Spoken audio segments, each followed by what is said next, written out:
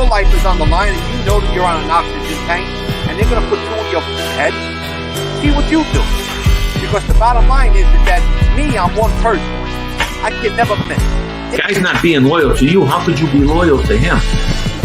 Yeah, and whether you're your father or not.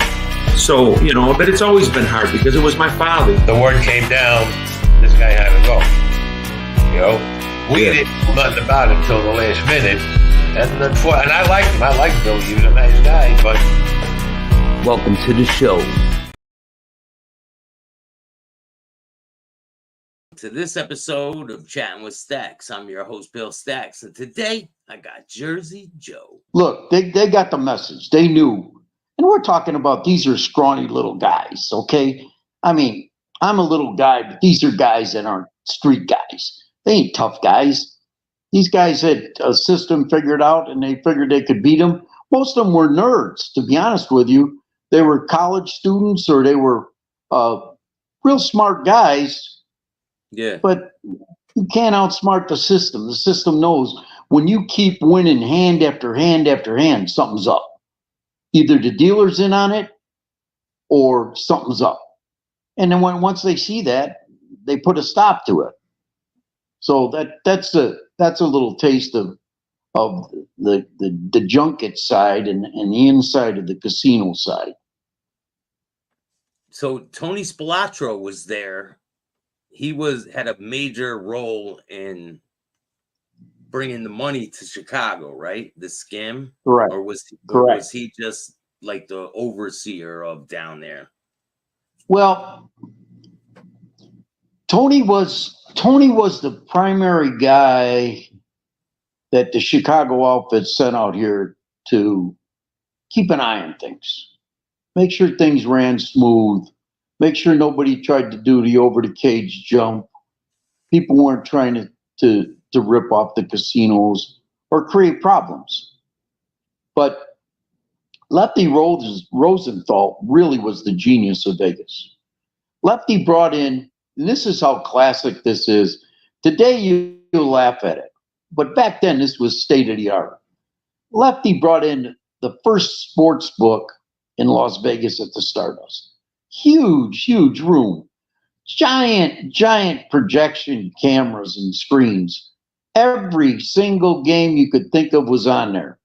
Now, the guys that were inside with Lefty, and they were inside with other people, would tell him, hey, you know, take Duke, give up the 6.5.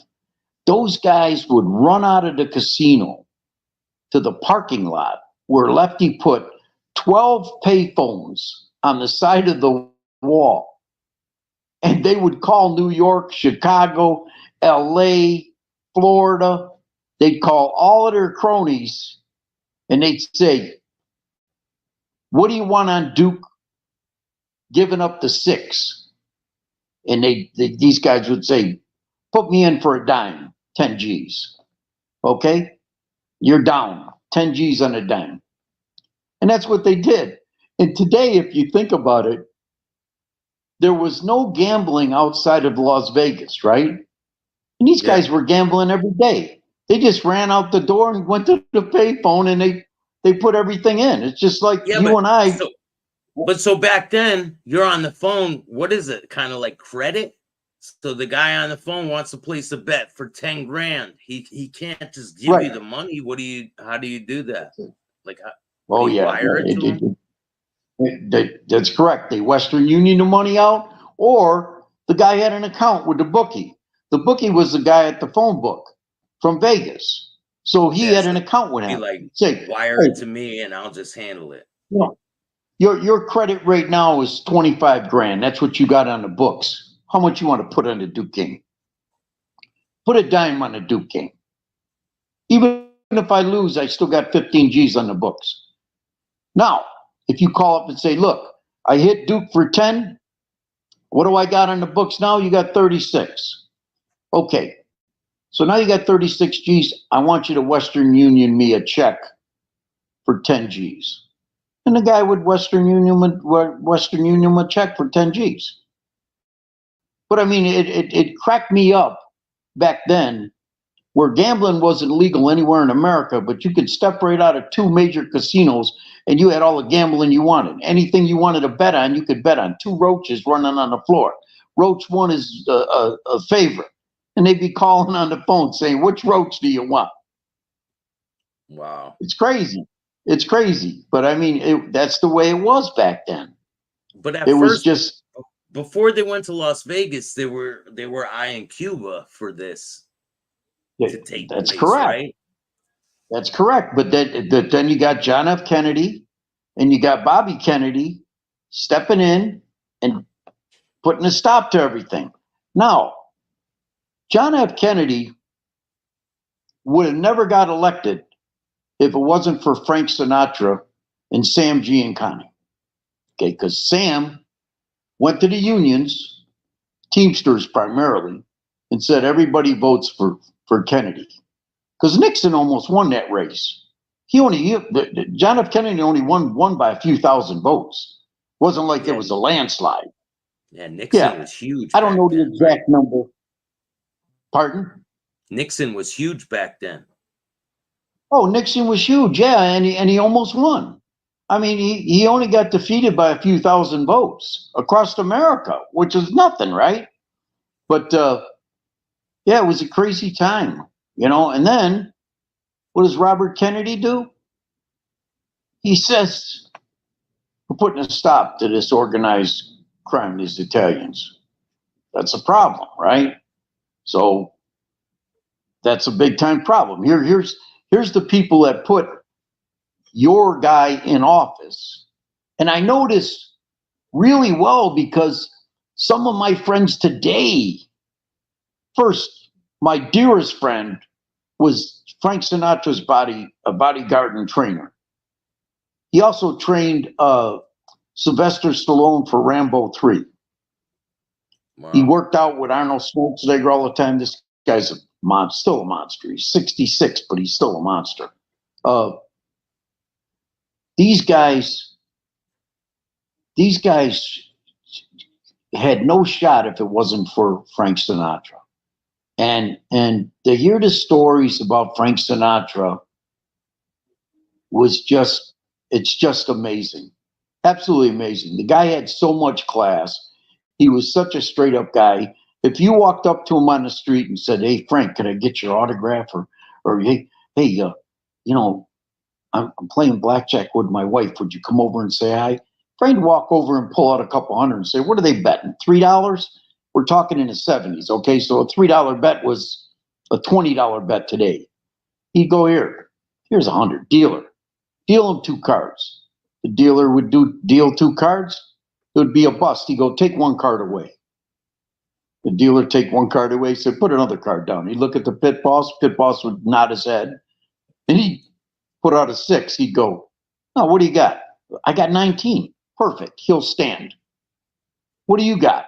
Dealer would turn over 20, say, "Take 1 of your cards and put another card there." The dealer would take a look over at the pit boss. Pit boss would nod his head.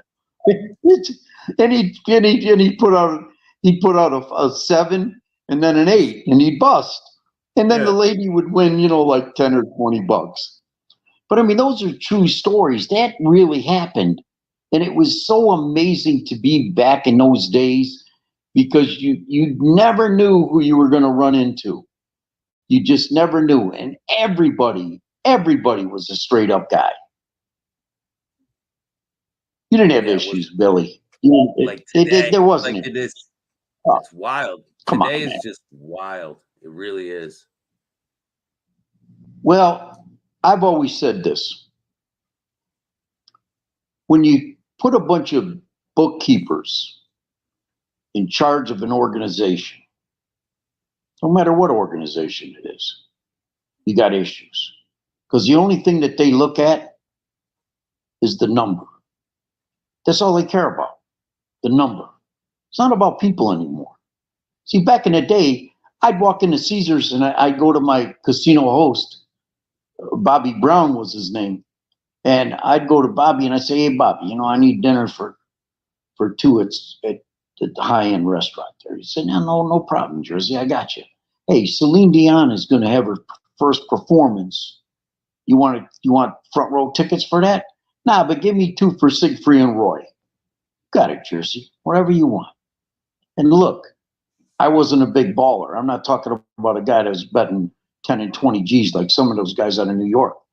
I was just a straight up guy, and my casino host knew that when I was gambling, I'm gambling. And they took care of you. Today, I go to any one of those casinos right there, and I ask for a buffet for 2. And you know what they tell me? You know, Jersey, you haven't been playing that much lately. And I say, don't worry about it. What? Yeah. Yeah. You know what I say? I say, don't worry about it. I'll buy my own buffets. But you know where I'm going to buy them? Somewhere I'm going else. to buy them at the South. Yeah, I'm going to buy them at the South Point, where I know I can. Somebody will respect me. You just disrespected me, and you don't disrespect me. It's not going to happen. So, and I walk out, and then they're calling me a month later saying, "Oh, we're real sorry, man. And that kid didn't know what he was talking." I'll give you. This is a great story, Billy. Billy, yes, I'm going to give you one real great story. Big casino out here, huge.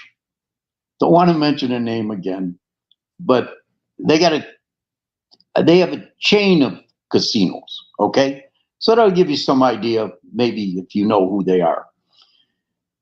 So I call my casino host and I say, "Look, I got these 4 guys coming in from LA.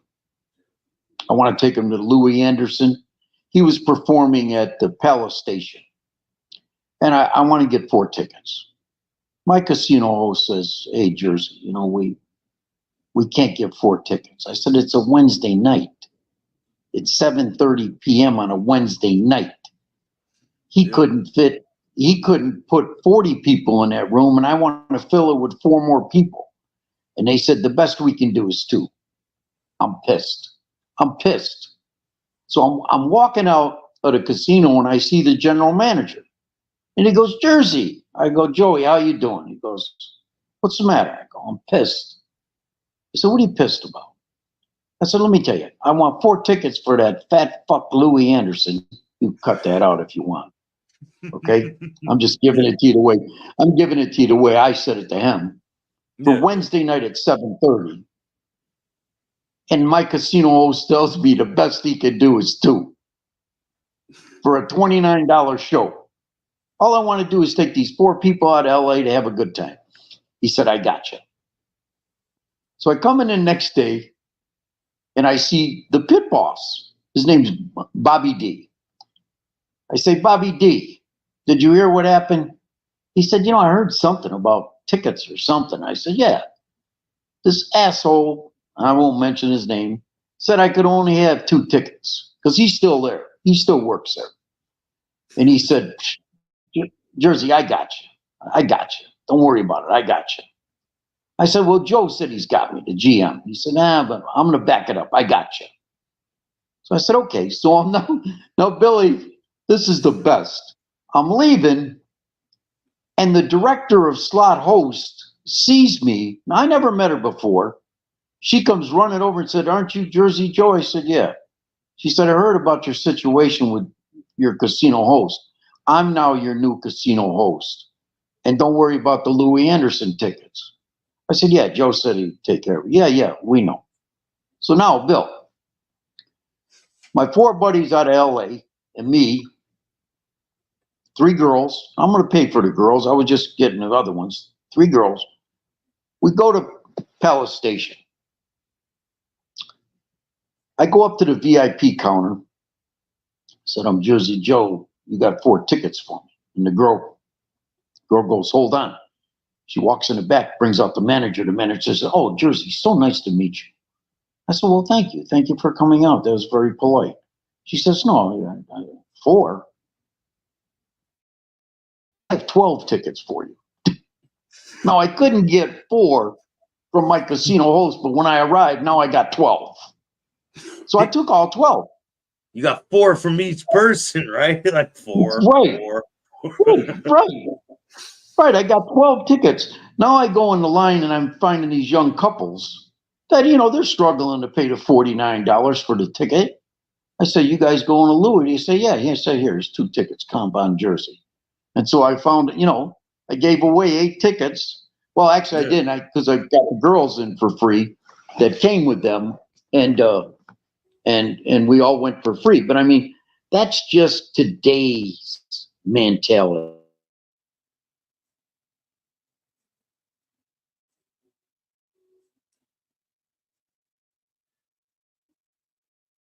You froze. Nobody takes care of anybody. I see that. No, we're back. Oh, you're good. You're back. But back in the day, everybody took care of everybody. It's just the way it was. This town was safe as could be. Yeah. It was more personable, right? Oh yeah, way more. Listen, your wife could walk down the strip or off the strip any time of the night, 3, 4 o'clock in the morning.